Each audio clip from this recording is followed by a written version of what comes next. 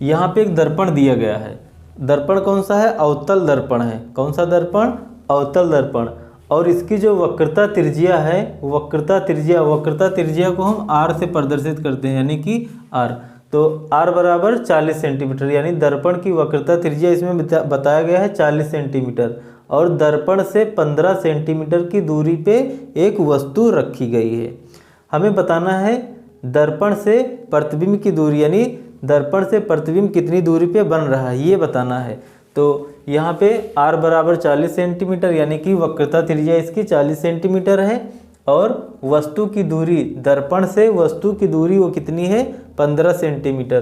तो यहाँ पे जो दर्पण से वस्तु की दूरी है, यहाँ पे इसको हमें माइनस में रखना है। क्यों? क्योंकि दर्पण अवतल है।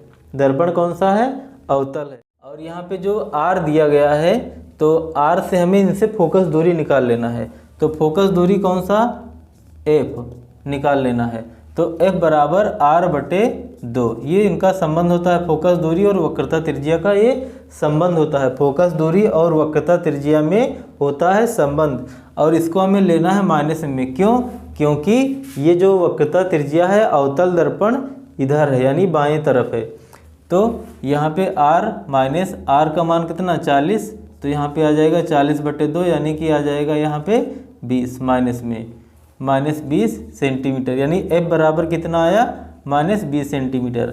अब हमें दर्पण का जो सूत्र है उसको लिख लेना है, और उस पर हमें मान रख देना है। बस ये आंसर हो जाएगा, तैयार हो जाएगा, आ जाएगा दर्पण सूत्र। अब दर्पण का जो सूत्र होता है, क्या होता है? 1/f, 1/f और बराबर 1/v और प्लस 1/u, ये सूत्र हुआ। अब इस पर हमें मान रख देना है। तो यहाँ पे हमें लिखना है 1/f की जगह, f की जगह -20 लिख देना है, -20 लिख देना है, ठीक। और यहाँ पे बराबर लगा देना है, और यहाँ पे लिखना है 1/v, v का तो हमें बताना है, तो v हमें लिख देना है। और यहाँ पे प्लस का निशान, और यहाँ पे 1 और बटे u की जगह -15 लिख देना है, -15। अब 1/-15 है, इसका कर देना हमें पक्षांतरण। 1/-15 इसको कर देना है पक्षांतरण। तो क्यों वो पक्षांतरण क्यों करना है? क्योंकि संख्या ये है, यानी भिन्नात्मक संख्या है ये, और ये भी भिन्नात्मक संख्या है, तो इनको हमें इनके पास में रख देना है, ठीक। तो यहाँ पे मिल जाएगा हमें 1/-20, और ये जो है माइनस से हो जाएगा प्लस में, और यहाँ पे मिल जाएगा 1/15, ठीक। और बराबर यहाँ पे 1/v, 1/v।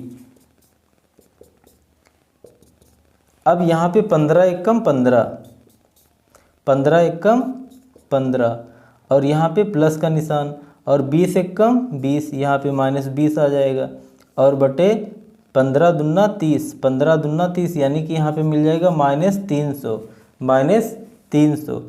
अब आगे इसमें क्या करना है?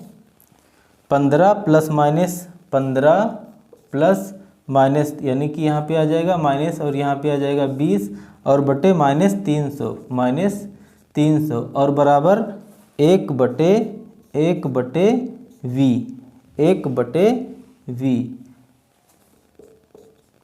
और यहाँ पे मिल जाएगा हमें -5 और बटे -300।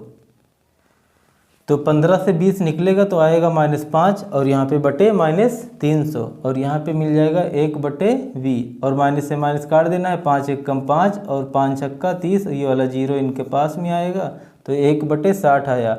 अब v का गुणा 1 से होएगा तो मिल जाएगा हमें v, और 60 एकम 60, यानी कि 60 सेंटीमीटर, यानी कि जो प्रतिबिंब है वो दर्पण से 60 सेंटीमीटर दूर बनेगा, ठीक। दर्पण से 60 सेंटीमीटर दूर बनेगा। वो किधर बनेगा? दर्पण के पीछे बनेगा। क्यों? क्योंकि जो निशान आ रहा है इसमें प्लस आ रहा है, ठीक। तो दर्पण के पीछे ये प्रतिबिंब बनेगा 60 सेंटीमीटर की दूरी पे। ये हुआ इनका आंसर।